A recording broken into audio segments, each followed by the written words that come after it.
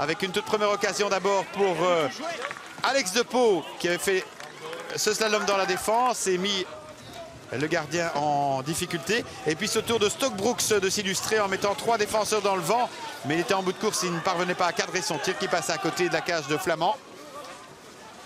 Ensuite, encore une fois, Van Doorn qui remettait sur Brils et le tir passait à côté.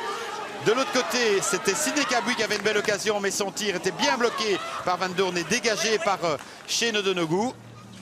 Et enfin, le PC sur le buzzer du premier quart, tir d'O'Donoghue et le rebound de Alexandre Hendricks qui marquait et qui ouvrait donc le score 0-1 après le premier quart. Le Dragon allait encore poussé par l'entremise de Rombout ici, avec un beau service mais bien dégagé par Massard. C'était toujours Depeau qui amenait le danger et qui parvenait à alerter Lockwood qui rétablissait l'égalité à la 24e d'un tir en crevert croisé. 1-1 donc. Le Watt allait pousser avec Max Capel et là un beau tir mais il tirait sur son partenaire en blessant légèrement Domen devant Célis.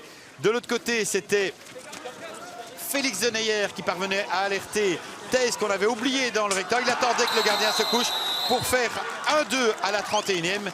Jeffrey Theys, son 7e but de la saison. Le Wadux allait réagir sur PC avec un PC dévié sur ce tir de Bocard. Il allait obtenir 8 PC dans cette rencontre. Et puis c'était Capel qui parvenait à rentrer dans le cercle et à forcer encore la défense du Dragon à reculer.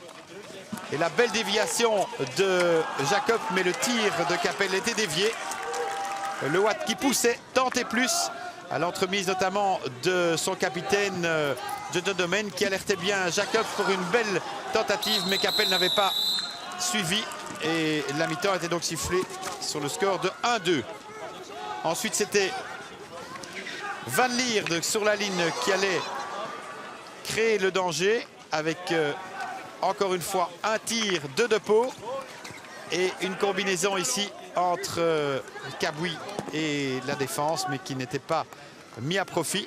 Ensuite c'était Massot qui allait se montrer le plus régulier devant la cage de Van Doorn mais il mettait à côté. Et sur ce PC tiré par Charlet, Van Doorn avait le dernier mot. C'était pas fini puisque le festival continuait. Il y avait cependant une opportunité, la première dans l'autre sens entre Rubens et ici Flamand qui avait le dernier mot. Et puis encore Theys qui remettait bien pour Van Obel. Et là, Penel devant Brils sortait cette occasion très chaude devant la cage de Flamand.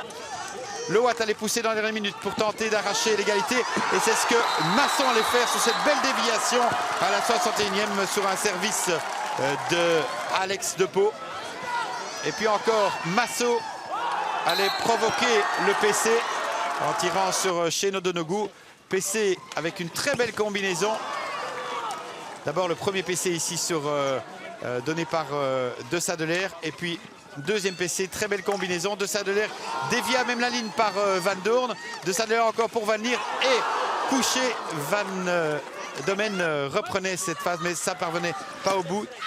C'était finalement le Dragon qui allait se créer encore le danger dans les dernières secondes avec un double PC mais bien sorti par la défense sur ce tir de O'Donoghue. On en restait là. Score final 2-2. Le Dragon donc perdait ses premiers points ici au Wadux et le Wadux restait au contact des meilleurs dans cette Audi Hockey League.